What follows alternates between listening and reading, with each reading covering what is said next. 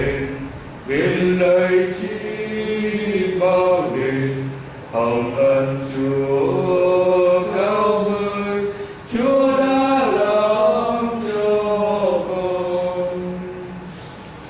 Cung kính đọc tin mừng theo Thánh Matthew. Vì vậy thầy bảo cho anh em biết, đừng lo cho mạng sống lấy gì mà ăn, cũng đừng lo cho thân thể lấy gì mà mặc. Mạng sống chẳng trọng hơn của ăn, và thân thể chẳng trọng hơn áo mặc sao? Hãy xem chim trời, chúng không gieo, không gặt, không thu tích vào kho, thế mà cha anh em trên trời vẫn nuôi chúng. Anh em lại chẳng quý giá hơn chúng sao? Hỏi có ai cho anh em có thể nhờ lo lắng mà kéo dài đời mình thêm được dù chỉ một gang không? Còn về áo mặc cũng thế, lo lắng làm gì? Hãy ngắm xem hoa về ngoài đồng mọc lên thế nào mà rút ra bài học. Chúng không làm lụng, không kéo sợi. Thế mà thầy bảo cho anh em biết, ngay cả vua Solomon dù vinh hoa tột bậc cũng không mặc đẹp bằng một bông hoa ấy. Vậy nếu hoa cỏ ngoài đồng nay còn, mai đã còn vào lò, mà Thiên Chúa còn mặc đẹp cho như thế, thì huống hồ là anh em, ôi những kẻ kém tin. Vì thế anh em đừng lo lắng, tự hỏi ta sẽ ăn gì, uống gì hay mặc gì đây? Tất cả những thứ đó dân ngoại vẫn tìm kiếm. Cha anh em trên trời thường biết anh em cần tất cả những thứ đó. Trước hết hãy tìm kiếm nước Thiên Chúa và đức công chính của người, còn tất cả những thứ kia người sẽ thêm cho. Vậy anh em đừng lo lắng về ngày mai cứ để mai lo, ngày nào có cái khổ của ngày ấy. Đó là lời Chúa. Lời Chúa Kitô ngài đem Chúa.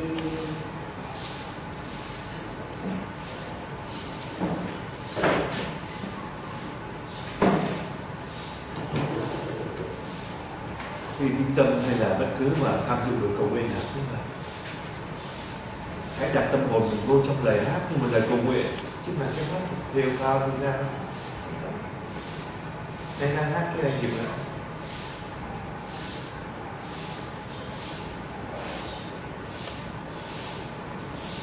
Hôm nay chúng ta sẽ nói về Đức Thanh Vần. 3. Những cấp độ của Đức Thanh Vần và vẻ đẹp của Đức Thanh Vần là thế nào.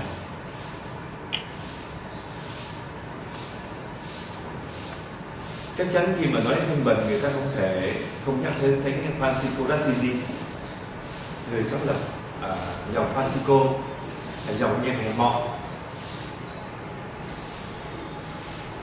Ngài sinh năm 1182 tại Assisi.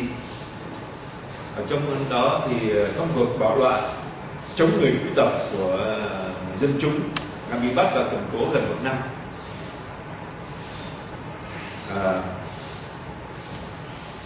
Năm 1206, lúc đó Ngài 24 tuổi, Ngài quyết định từ bỏ mọi sự sống thanh bần. Ngài bị cha mình phản đối hết sức và kết Ngài lên cái mục. Chúng ta biết là Thánh Francisco là con một nhà giàu, rất giàu ở Assisi, và Ngài bỏ nhà để rồi đi sống cuộc sống mặc cái áo bây giờ thấy dòng áo dòng Francisco chứ còn đẹp đẹp. Thực sự cái áo này là thời đó là cái áo của công dân, thì bỏ cái áo mà của người giàu sang quý tộc để mặc cái áo của công dân, rồi thấy nhà thờ nó bị hư, Ngài đi sửa lại.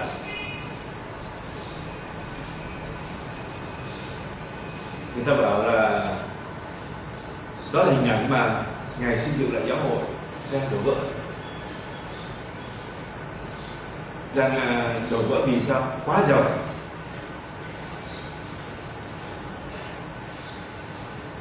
Nên chưa hẳn rằng là cái phong cách bề ngoài nó đã là tốt cho người tu đâu. Nhưng một số người thì tôi đánh giá để tu theo ở một cái tu viện lớn, đông người, chưa hẳn. Thời đó giáo hội rất là giàu và đã bước đi xuống, và Chúa đã soi sáng và ban ơn cho Thánh Francisco quyết tâm sống nghèo triệt để theo tin mừng. Lúc ngài đi tù về là ngài phân vân cầu nguyện, không biết được Chúa mình làm gì đây, được thúc đẩy bên trong. Ngài vào trong nhà thờ là ngài bảo có sách thánh ra, hồi chưa sách thánh thì nhà thờ ta để có cuốn, không in được nhiều như bây giờ. Ngài đọc ở đây cuốn là phúc cho ai có tinh thần nghèo khó vì Đức Trời là của họ. Ngài biết ngài coi như đó là ý chung của ngài sống triệt để từ bỏ đời sống giàu có về sống nghèo. Nên cha của ngài cảm thấy là như là xấu hổ, nhục nhã thằng con đấy. Bởi cùng đi tóm cổ ngài đưa lên cái giám mục và thưa Đức giám mục, nếu mà nó không từ bỏ từ số này tôi sẽ từ nó. Thánh Francisco can đảm, lúc có ngày cần mặc cái áo. Khi mà về nhà cha thì cha mặc lại cái áo cho đàng hoàng. Thầy cởi ra, bây giờ tôi cởi trả ông cái áo này, giờ tôi chỉ còn một người cha trên trời, cái chân trụ. Riêng một thế vậy thầy cởi cái áo choàng ra choàng cho nó đỡ mà khó coi. Bây giờ nó kể lại nhưng mà thực sự là một hành vi rất là can đảm và cương quyết theo điều Chúa muốn.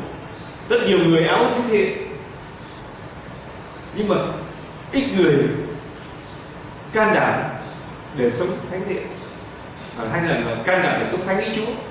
Nói theo kiểu của chúng ta thường nói. Có một cha đấy, khi ngày đọc cuốn mà Tiếng Nói Từ Địa Ngục, một bà Khải Tư, Khải Tư hay quá, ngày tóm tắt lại. Nhưng mà khi trong cuộc sống thì ngày cũng sống không được với những điều mà Chúa biết. Anh biết những điều rõ đây cha. Nên cái điều mình được đọc là một chuyện, mà cái điều mà hay là học một chuyện, nhưng mà cái điều mà mình sống là chuyện khác. Mình quyết tâm sống mà mình có ơn để sống nữa là chuyện khác. Trong thời Thánh Francisco đã có những nhóm cũng đổi sống nghèo, cũng bảo chúng là không, nhưng mà sống bên với lượng thuộc. Nên khi Thánh Francisco đi sang tòa thánh để xin là phê chuẩn luật chồng, hầu như tòa thánh không quan tâm, vì chắc là giống như mấy nhóm kia bảo cái mà sống lếch thếch rồi dơ giấy, không có kỷ luật, nên không quan tâm. Nhưng mà tôi nói thì Đức Giáo Hoàng được một cái giấc mơ là ngài thấy cái tòa nhà chính tòa ở Roma rung chuyển và có một người đưa lưng ra đỡ, đưa vai đỡ để cho giữ cho cái tư được khỏi sợ. Sáng sau vào diễn kiến Đức Giáo Hoàng lần thứ hai, Đức Giáo Hoàng sực ra, cái người mình nằm mơ qua là trong mộng là cái anh chàng này. Đức Giáo Hoàng ấy phê chuẩn được rồi.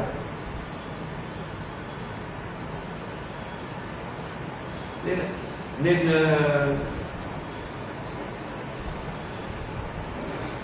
trong đời tu mình kiến thức là chuyện quan trọng, nhưng mà thánh thiện quan trọng hơn. Thông thái và thánh thiện thì cái thánh thiện nó quan trọng hơn là thông thái. Có một giám mục, có một Đức Hồng Y, trong một số ngày luôn luôn tìm cách để học cái này học cái kia.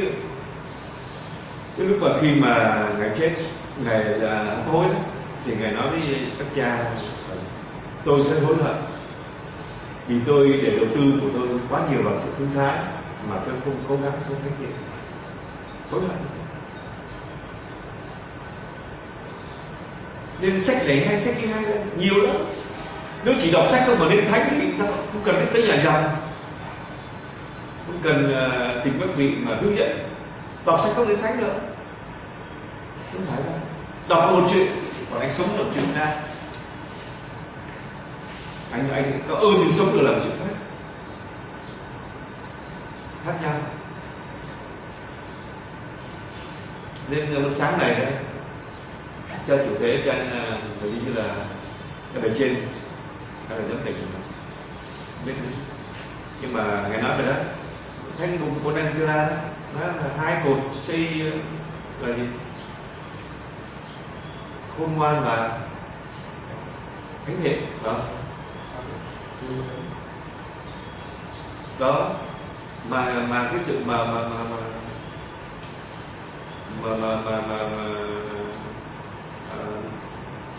thông thái là do mình mà mình chiêm nghiệm, cũng chỉ được yêu cái sách vở thôi. Nên ham đọc sách nhiều, không sống như không. Nói chuyện này thì nhắc này nói về không phải chúng ta không chịu học hành, chúng ta phải học nhiều, vô tri bất ngộ, không biết thì không yêu mến, học để giúp đỡ người khác. Nhưng cũng quá coi thì nó mà quên đi cái chuyện mà chúng ta phải sống với Chúa Giêsu, sống thánh ý của Ngài. Trong những dòng Francisco có một câu chuyện về một tu sĩ trẻ, vì đó là có khoảng 7.000 người theo thánh nhị Francisco để sống, không có nhà, tức là cái tròi ở bìa rừng, ở nhà thờ là mà cũ bỏ hoang phế là lập ban ngày đi làm để sống, cái đủ tiền này cái là cái về cầu nguyện, nếu mà làm không đủ sống thì điên xin để sống. Dòng Francisco chúng ta được gọi là dòng hành khất. Và dòng Francisco được tổ chức được đặc quyền là như vậy, chắc bây giờ được lúc rồi là các thầy cũng được giảng ở trong thánh lễ, các thầy cũng được giảng. Nên có một ông thầy trẻ sau rồi là suy nghĩ tới xin thánh Francisco: thưa cha, xin cho con giữ riêng một cuốn Tân Ước để con học tập, để con giảng lời Chúa. Một ước nguyện tốt lành không? Tốt không? Tốt đấy chứ. Thánh Francisco nói gì hết, ngài đi vào cái góc bếp, cái góc nhà này là bếp, cái bốc nóng cho, ngài đặt trên đầu cái rồi đây là riêng của thầy.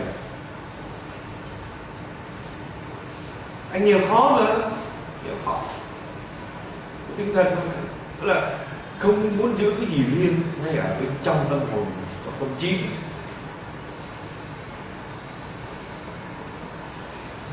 Biết được một chuyện, sống được một chuyện.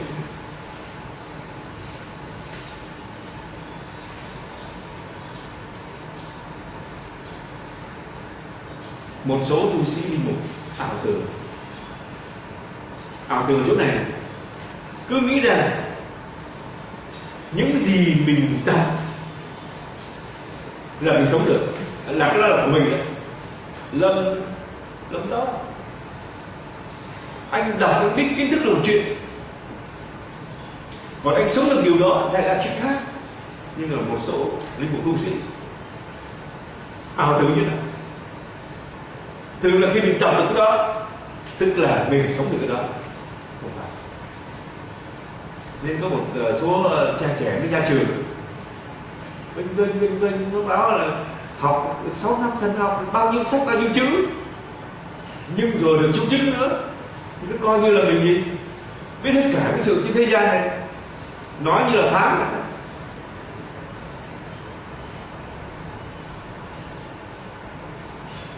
Cái điều mình đọc, mình học là một chuyện, còn mình sống một chuyện là chuyện khác, hai khác nhau.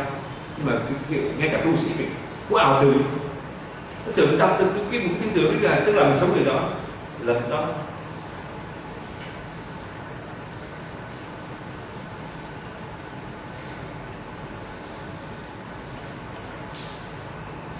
Cái quan trọng của cái chuyện là sống nghèo thì trước là nhớ là có cha Phan Tôn của dòng Francisco này kỷ niệm mà đọc, nó có ngài viết cuốn Duyên Nghèo. Thay vì hôm nay lương thánh đến chồng sao thì ta tổ chức tiền thì bảo cho tôi có thể tôi biết cái kinh nghiệm rồi tôi tắt anh em cái kinh nghiệm này. Ngay bảo nghèo tột cùng nữa là nghèo cái tôi ở trong tôi, đó mới là nghèo thực. Đôi khi mặc áo nó rách chưa phải là nghèo. Nhiều anh tu mà áo rách là gì? Nghe thương hại ta cho, không phải. Hay nhiều nhiều anh nói rách để muốn chứng tỏ gắt là tôi nghèo đây, lại hoặc lại là một cái sự cầu tranh, không phải. Có thể anh mặc áo lành lặn hay là anh mặc xếp một tí cũng quan trọng. Quan trọng là tâm hồn của anh không dính dáng của cải vật chất. hay nói thì kiểu Sapanto ở dòng Francisco gì nghèo cái tôi của mình, và cái tôi là thì bởi trong mê cái nghèo thực cái đó thì như là anh theo cái tôi rất là dễ dàng.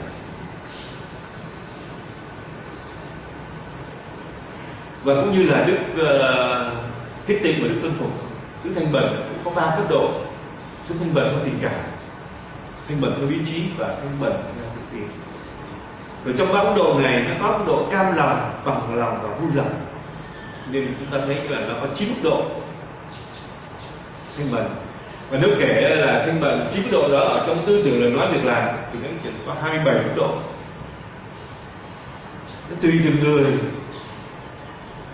người mà tùy những cơ địa hay là tùy những cái tính khí hay là cái giáo dục. Có nhiều người lại nặng về sắc hình, dễ với quyết định hơn, nhưng anh ta lại không ham của cải, anh lại sống Thanh Bần dễ hơn. Có nhiều người là không ham về sắc thịt, về tình dục lắm, nhưng anh lại nặng về vấn đề của cải, không thích của cải. Hay là có những anh mà không ham thích của cải, thì có khi lại lỗ đức và vương phục, tùy từng người. Nhưng mà muốn nào khi gặp gỡ Đức Kitô chúng ta đều được Chúa Giêsu thì thanh tẩy chúng ta. Và Chúa Cha sao? Nói của Chúa Giêsu là cắt tỉa để mình có thể là gì tránh tỉa thôi. Và khi chúng ta vào lòng tu, chúng ta phải được đồng hành và dạy dỗ để tìm kiếm và yêu mến Chúa Giêsu trên hết mọi sự cơ. Còn không gì tự tu nữa, ở nhà tự tu cần gì phải đỡ tu ấy. Mua sách bỏ ra được khoảng 5 triệu, mua một chồng sách đạo đức về đọc tự động đến thánh, cần phải tới tu viện. Mua một chồng sách giáo khoa từ nhà tự học, phải có tới học tốn tiền tốn thời giờ. Mua một lô sách võ về tự luyện trở nên thành cao thủ. Được là ảo tưởng không? Đúng không? Phải có thầy dạy dỗ.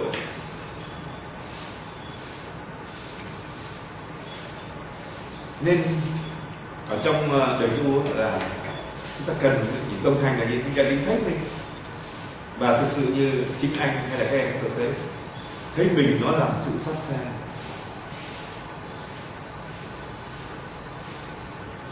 Giống như là em nào mà em lúc đó, mình thường nhìn từ lên đèn đó, nó chụp hình, ủa tôi xấu như vậy, tôi ngon anh đẹp lắm. Nhìn thấy mình, nhìn bài nhất là nhìn những cái mà đam mê nó ẩn chứa sâu, khi xấu hổ, nhất là về cái kết định xấu hổ. Nhưng mà đó là thân phận con người, mình phải khiêm tốn thú nhận Thiên Chúa là Chúa. Thân phận con là như vậy. Chúa ơi, con tu thì xin thương xót con, ban cho con để con sống kết định. 3 lời khấn mà chúng ta nói đều là những ơn huệ Chúa ban. Chúng ta phải nỗ lực cố hết sức mình rồi, chứ không phải là sống lờ vờ đâu nhé.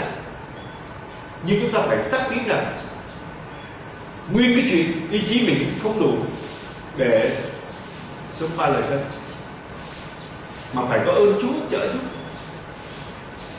Cũng như là trong chiếc bánh mang 2 con cá, nếu mà thông thường thì được đủ cho 20 người ăn là không.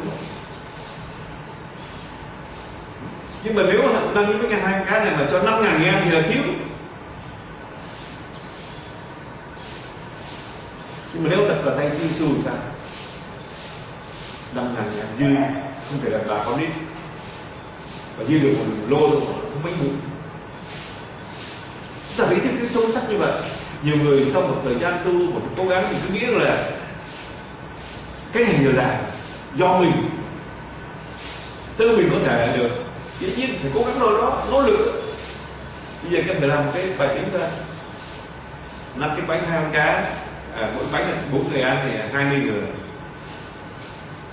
Mà 5.000 người ăn, không kể đàn bà, trẻ con, 5.000 cho 10.000. 10.000 thì chia cho 20 thôi, 500 lần, đúng không? 500 lần. Nghĩa là gì? Mình góp cho 1, Chúa bỏ 499. Nên cái người mà sống thánh thiện thực họ chống đối, vì họ thấy rõ cái họ không có và cái bây giờ tình trạng đang sống con người. Còn anh đạo đức hời hợt thì cứ nghĩ là mình có thể thay đổi thế giới, mình thánh thiện hơn bề trên, mình thông thái bề trên, rồi bất mãn rồi bất phục, xuống từ lâu thấp hơn là cấn chơi. Thế còn một số lần phải tôi có lời tôi vẫn chờ để chúng ta không lời đâu hoa, ta không phục đâu hoa, nhưng mà không chơi, không cho có, không đủ riêng, không có. Tôi cấn là vậy là tôi muốn sống theo thần tượng của tôi là Giêsu. Tôi muốn sống như Ngài, chứ không phải là tại tôi không có tiền, tôi không làm ra được tiền, tôi khấn mưu phục không phải vậy. Ra ngoài tôi có thể tôi làm dưới sức tôi sống nuôi bản thân, hoặc là nếu mà tôi lập gia đình thì tôi lập tôi nuôi con của tôi, nhưng tôi được gì Đức Giêsu yêu thương mời gọi tôi, và tôi thấy một cái lời mời gọi nó đẹp cho đời, mà đẹp cho đời của tôi nữa. Tôi muốn sống như Ngài. Đó là lý do mà chúng ta khấn để sống khó thanh bần, khó nghèo. Sau này ở trong một số ngày bản dịch họ chỉ dùng cái thanh bần, họ không dùng cái khó nghèo này. Thì có nhiều người thêm nữa, khó nghèo tức là khó mà nghèo, đúng không? Mấy anh cũng là suy động suy ra nên ta dùng cái thanh bần.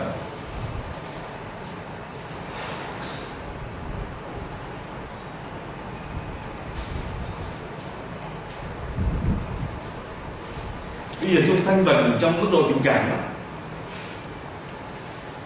mà cam lòng, trong tình cảm nó cam lòng, bằng lòng và vui lòng. Trong mức độ cam lòng này đó, thì cái người đó biết rằng mình nghèo, ơn vợ tôi mình, đời sống tôi mình sẽ là như vậy, mình chấp nhận như vậy mà, nhưng không chấp nhận sống nghèo. Ví dụ như có những tu sĩ, có tu sĩ linh mục hay linh mục, thường tôi nói về dòng nhiều là triều, thì chúng biết là các linh mục triều không khấn thanh bần, chỉ khấn vâng phục với lại kết tịnh. Có tu sĩ linh mục không cơn gọi, rồi cũng đang là cũng khấn, nên sớm ơn gọi thanh bần thì bất đắc dĩ, mình không thích mà chúng cơn gọi mình không thích. Ở trong tin mừng trong Gioan chương 2 câu 12 đến 22, chúng ta có thấy một số người bị thanh bần bất đắc dĩ. Đó là gì? Đó là những người mà buôn bán trong đền thờ bị Chúa Giêsu đuổi đó.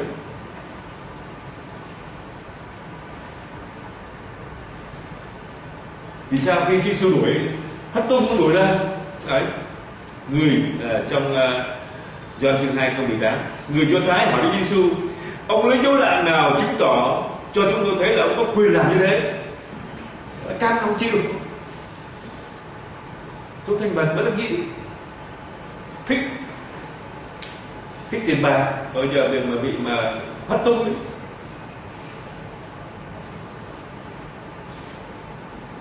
Chịu thanh bần bất đắc dĩ. Chúa Giêsu là mất mối làm ăn họ. Nhưng mà trong điều này chúng ta suy nghĩ một nhỏ, tức là để Đức Giêsu làm như vậy, Ngài phải đợi 18 hay 20 năm, 20 năm sau là. Vì như cho biết là Ngài lên Jerusalem lúc 12 tuổi, là trong giờ đâu nè, Ngài thấy cảnh đời buôn bán chưa? Biết rồi.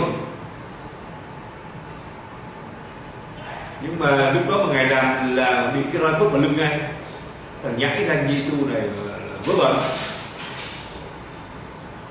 Lúc Ngài đang là 30 hay là 32 gì đấy, lúc mà đã có uy tín rồi, là do anh làm gì đó. Nên có những cái việc mà đôi khi phải đợi thời gian mới làm được. Cầu nguyện, nỗ lực, mới làm được, chứ không phải là làm được ngay.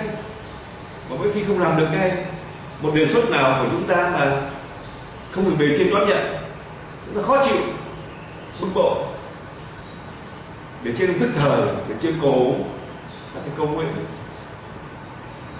chú muốn không? Nhưng lần nào đó anh đừng nói các em là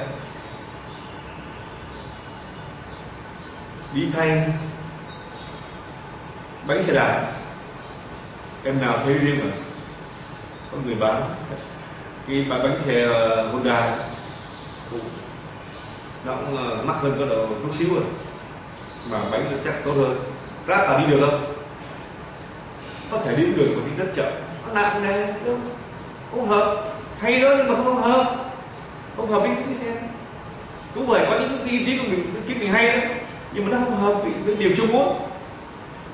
Để chưa ta gạt ra thì mình phải khiêm tốn thôi, để đó mất vào sọt rác. Hoặc là nếu sau này Chúa làm thôi, cái đề xuất lên thế về trên mà cầu nguyện họ không áp dụng là khó chịu, bực bội, đi nói xấu nó ra, không ra gì. Rồi có những người mà trong cái độ mà thanh bần trong tình cảm này bằng lòng, những người này là biết mình nghèo, mình tu mà ơn gọi tu mình như vậy, nhưng mà bằng lòng chấp nhận nghèo, một nghèo nào đó. Cái đoạn này chúng ta có thể mở trong Matthew chương 19 câu 21-22, có thể chẳng anh chàng thanh niên giàu có thiện chí, áo thánh thiện, lạy thầy nhân lành có phải là đi để được sống đời đời. Chương sử vừa những luật này, để giết người, ngoại tình, người tình cha mẹ luôn. Tôi đã sống điều đó, điều này từ nhỏ. Thiện chí không? Thiện chí. Chúa Giêsu nhìn trong một tin mừng này, Chúa Giêsu nhìn đến ta cái chiều mến và nói: anh còn thiếu một điều thôi. Chúa Giêsu đáp: nếu anh muốn nên hoàn thiện thì hãy đi bán tài sản của anh và đem cho người nghèo, anh sẽ được một kho tàng trên trời, rồi hãy đến theo tôi. Nghe lời đó, người thanh niên buồn rầu bỏ đi vì anh ta có nhiều của cải. Anh ta bằng rằng cái mức độ thánh thiện này, cái thiện phải có của cải đó, như vậy bỏ đi. Có những người mức độ chấp nhận bằng lòng như đức này không hơn được. Cái mức độ mà trong sống theo thương bần tình cảm mà vui lòng, là có những người biết rằng mình nghèo, mình phải sống nghèo, ơn gọi tu mình đời nó đòi hỏi như thế, vui lòng chấp nhận cái nghèo. Thì họ dựa trên lời Chúa Giêsu mà chúng ta vừa đọc ở đoạn đầu Matthew chương 6. Vậy thì bảo anh em, cho anh em biết, đừng lo lắng cho mạng sống lấy gì mà ăn, không đừng lo cho thân thể lấy gì mà mặc. Nên khi chúng ta có được vào đời tu, xin anh em khôn ngoan, đừng chia sẻ những kinh nghiệm này, những kinh nghiệm mà chúng ta thấy chúng tôi cho những người mà họ không có biết, họ sẽ coi thường mình như Chúa Giêsu nói: đừng vứt bánh cho chó, đừng vứt ngọc trai cho lợn, kiểu nó không biết cái giá trị của ngọc, nó giày xéo ngọc của nó thì cắn xé các con, cưới với cái phép các lắm, giả bộ. Mình mà mình sống thánh thoát, ngày nào đủ cho ngày đó, chia sẻ với những người mà cần chia sẻ, những người mà thiện chí, và những người mà nó dân thường đấy cũng mang chúng ta chia sẻ, họ đâu hiểu, họ sống chấp nhận rồi. Rồi Chúa Giêsu bảo hãy dùng trí mà suy nha, hãy xem trên trời không gieo không gặt không tích vào kho, thế mà cha anh em trên trời vẫn nuôi chúng. Anh em đã chẳng chú cho ăn chúng sao? Hỏi ai trong anh em nhờ lo lắng mà kéo dài đời mình thêm dù chỉ một gang? Nếu trong tin mừng chúng ta có thể thấy cái gương mà sống kho nghèo của Thánh gia Nazareth, Chúa Giêsu, Đức Mẹ Maria và Thánh Giuse và Thánh Maria. Khi hai người đang ở đó thì bà Maria đã tới ngày mãn nguyệt thai hoa.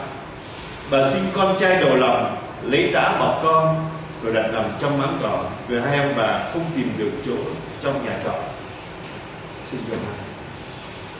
Và chắc chắn là trong góc độ này là Đức Maria và Đức Giê-su là vui lòng chấp nhận hoàn cảnh này. Rồi chúng ta sang Thanh Bình theo lý trí thì nó có ba mức độ: cam lòng, bằng lòng và vui lòng. Mức độ cam lòng là gì? Biết rõ mình cuộc sống nghèo của mình, nhưng lòng không chấp nhận nghe theo gương Chúa Kitô.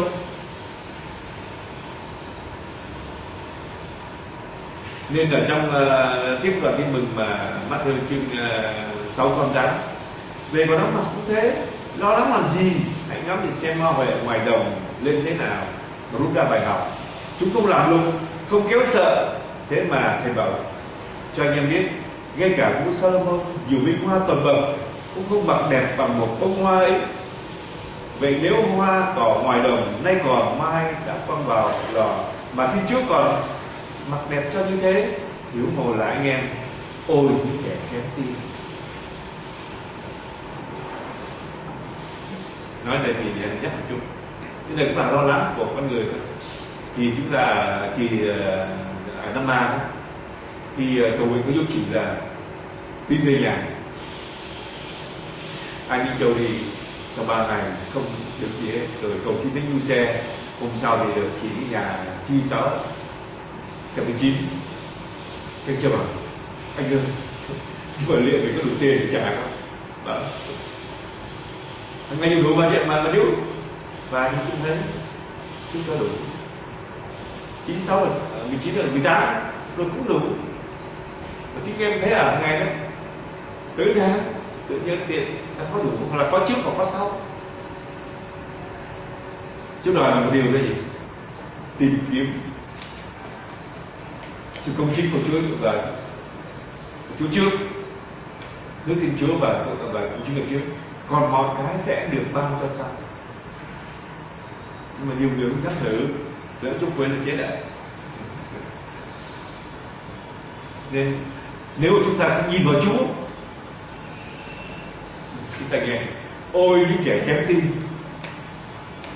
Có lần anh Vũ tới nhà, khi thoảng tới nhà chơi, em của cha trai hỏi anh ơi,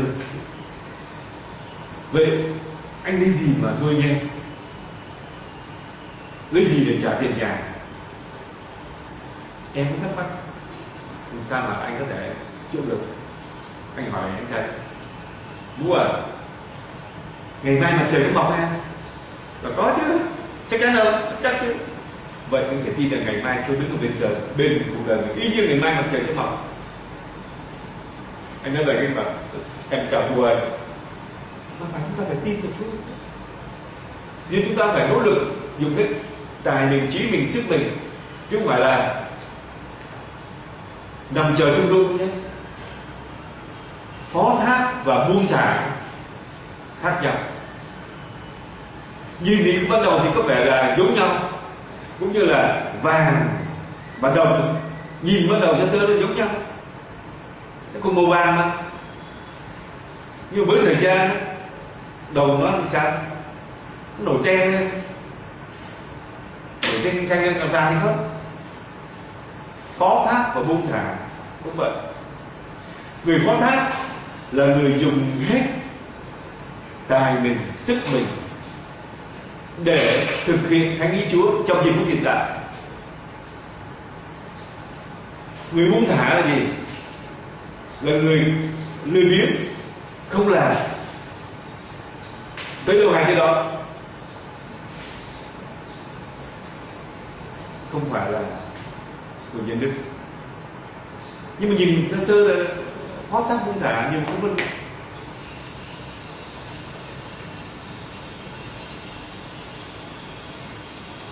rồi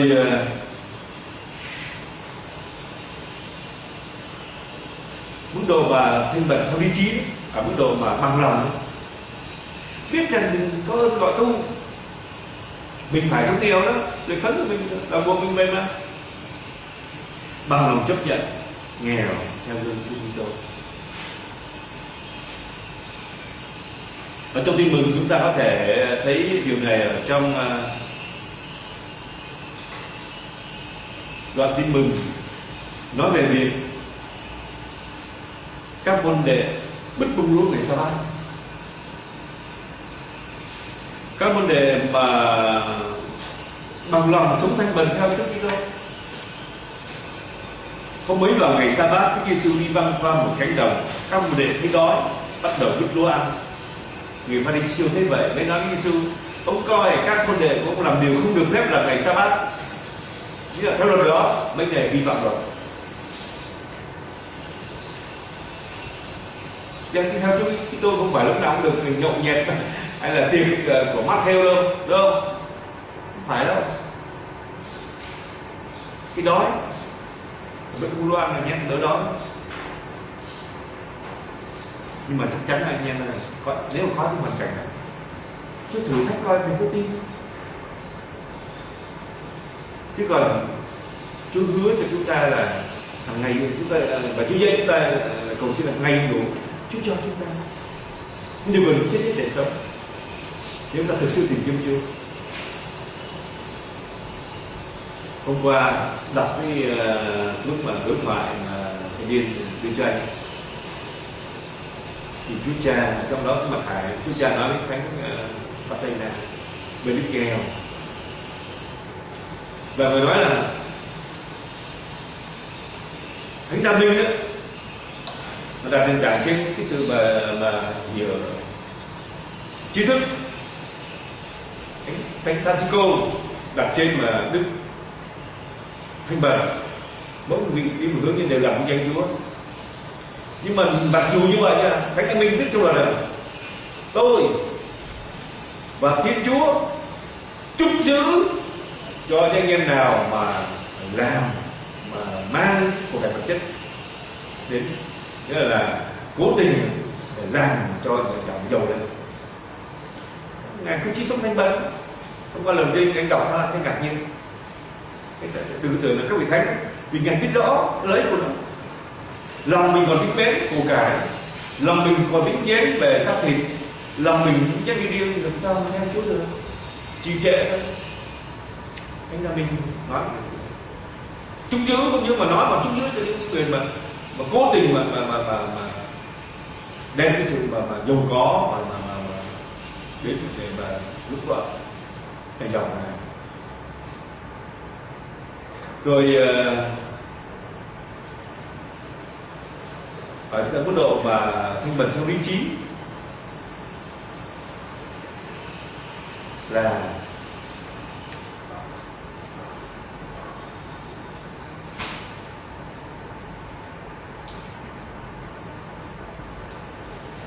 lý trí mà vui lòng thì có nhiều tu sĩ nam nữ có gọi và vui lòng sống thanh bần, chấp nhận nghèo theo gương Chúa Kitô.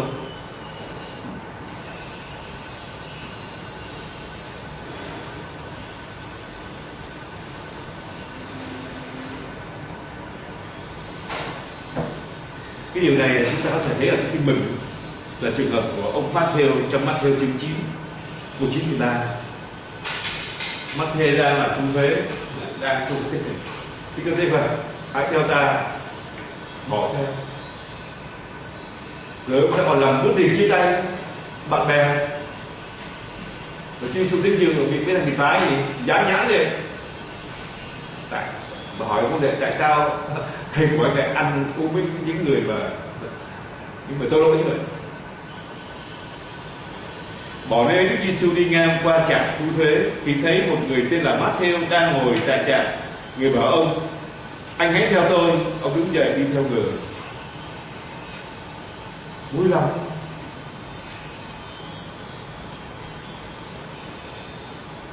Khi Đức Giêsu đang dùng bữa tại nhà ông ấy, có nhiều người thu thuế và tội lỗi kéo đến cùng ăn với người và các môn đệ. Thấy vậy cái người Pha-ri-siêu nói các môn đệ người này: sao thầy các anh lại ăn uống với bọn thu thuế và con tội lỗi như vậy? Nghe thấy vậy, Đức Giêsu nói: người khỏe mạnh không cần thầy thuốc, người đau ốm mới cần. Hãy về học cho biết ý nghĩa của câu này: ta muốn lòng nhân từ chứ đâu cần lễ tế. Tôi không đến để kêu gọi người công chính, mà để kêu gọi người tội lỗi. Đến khi Chúa Giêsu tham dự vào bữa tiệc đó, nó có độ nào đó, Chúa Giêsu cũng khó nghèo, cũng thanh bần để mình làm đó. Đó là gì? Chấp nhận nghèo, danh tiếng.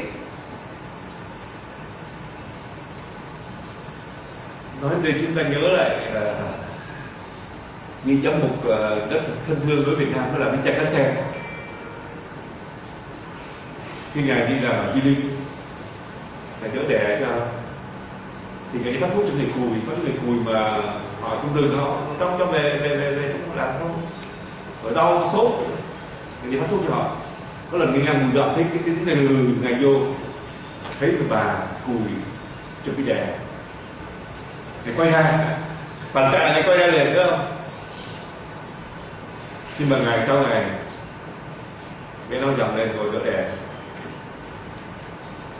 sau này tiếng này được nhiều người biết. Sau tòa giám mục ở Sài Gòn đó, chống ngôi, Đức Khâm Sứ để họp với mục lại để chọn người để mà làm giám mục. Đức Khâm Sứ ngoắc cha Cá Sen này mà: tôi nghe là cha làm cái việc nó chẳng nên. Bảo thưa Đức Khâm Sứ, thế con làm chuyện gì xin chỉ mà. Đức Khâm Sứ đỏ mặt vì cha đỡ đẻ nữa. Cái bảo vâng, đúng là con đỡ đẻ. Tại vì nếu mà không đỡ đẻ thì thằng bé có thể mà mẹ nó đục nó là có thể bị cui.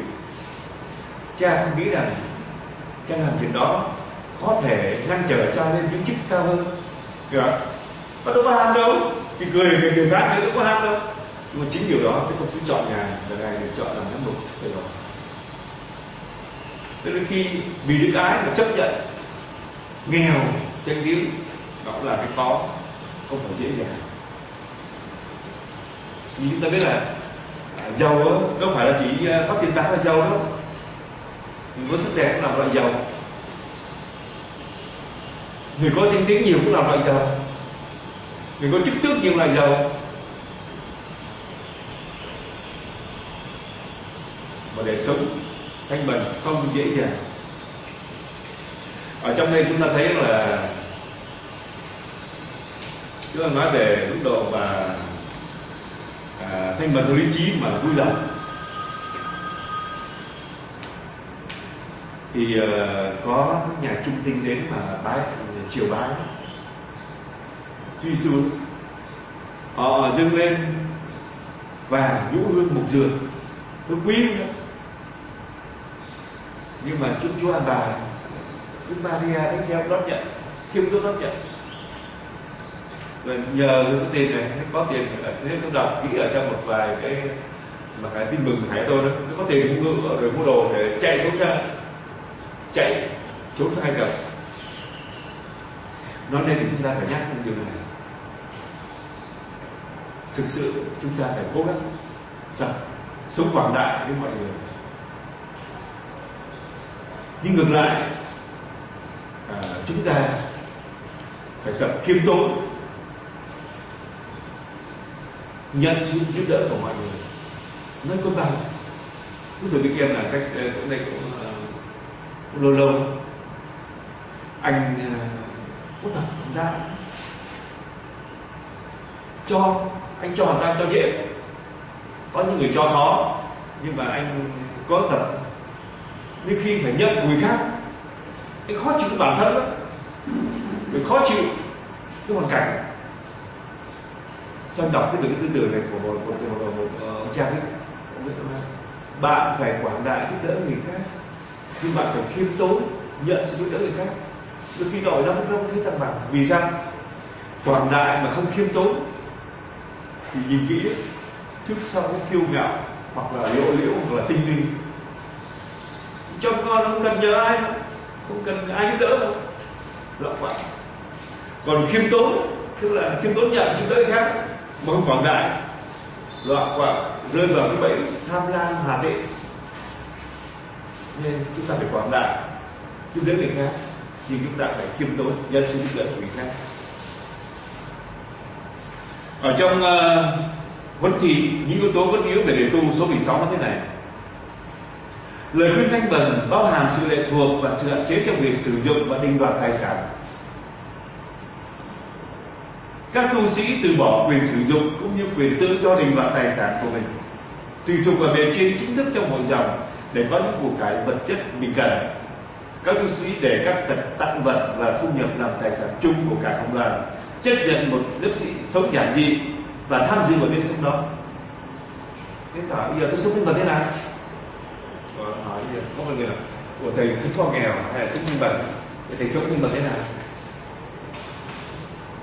Hạn chế trong việc mà sử dụng định đoạt của sản của cải. Tôi làm đi chung, khấn chọn lần trước là thuộc nhà giàu về trên như vậy. Rồi tôi có những tặng vật hay là tôi có những cái mà thu nhập tôi đặt một chút, tôi chấp nhận một cái sống giản dị, không những chấp nhận thôi mà tôi tham dự cái sống đó, đó tôi thực hành cái lời khấn mà thanh bần của tôi như vậy.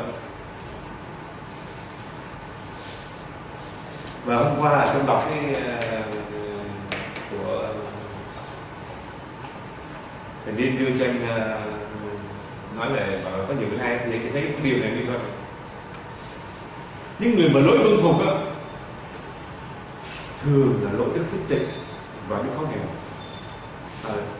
Chú cha nói với lại cái tay nhau rồi. Những người mà lỗi tuân phục thường lỗi phước tịnh và lỗi khó nghèo. Không tuân phục mà không giữ luật nên gì? Giữ của cả rồi gì? Tìm tình cảm riêng tư. Lỗi tuân phục thường dẫn lỗi khiết tịnh và khó nghèo trong hành động hoặc trong ước ao. Trong Chúa Cha nói như vậy. Ta có nên không sống thanh bần, người đời cho vậy là hơi gân, tìm kiếm nước trời là trên hết. Tin Chúa ta đi trên phủ vân, chỉ có thể đi trên nó được khi có ơn Chúa và mình tích cực cộng tác ơn Chúa mà thôi. Trong Kinh Lặng chúng ta thử hỏi là Chúa Giêsu Kitô thanh bần ấy, có phải là đấng được tìm kiếm trên hết mọi sự? Chúa Kitô thanh bần có phải là đấng được yêu mến trên hết mọi sự? Theo cái châm ngôn của Giăng ấy, Chúa Kitô phục sinh mà cũng là chính là Đức Kitô quyết định, Đức Kitô tuân phục, Đức Kitô thanh bần. Chúng ta suy nghĩ thanh bần phải Đức Kitô thanh bần có phải là đấng mà chúng ta tìm kiếm mà theo không? Mà theo cái cam lòng, bằng lòng hay vui lòng đây? Cực trực đã được theo đây. Chúng ta và nếu chúng ta thấy một bức đầu tiêu đó, chân thành thưa với Chúa, lạy Chúa, xin hãy dẫn con đi. Những khúc nào quanh co, Chúa đến quanh qua, nó như kiểu mà bước chân trên cát. Có những cái mà con khó dưng quá, cái bản chất của con hay cái như vậy, xin Chúa thay đổi con và xin Chúa dẫn con qua. Những điều này nó kèm lại chúng đã từng cầu với Chúa. Khó canh, khó qua, khó chấp nhận, khiêm tốn xin Chúa dẫn con qua. Và chúng ta ý thức rằng khi nào chúng ta gắn bó với Đức Kitô, gắn bó với thánh ý của Ngài và sống với Ngài cái thân bẩn, chúng ta giữ thân bẩn.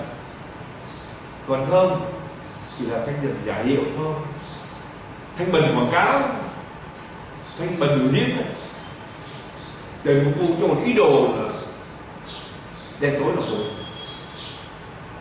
Còn khi chúng ta thực sự sống thánh ý của Chúa và gắn bó vào cái đồ, chúng ta thấy là chúng ta đi trên phủ vân rồi.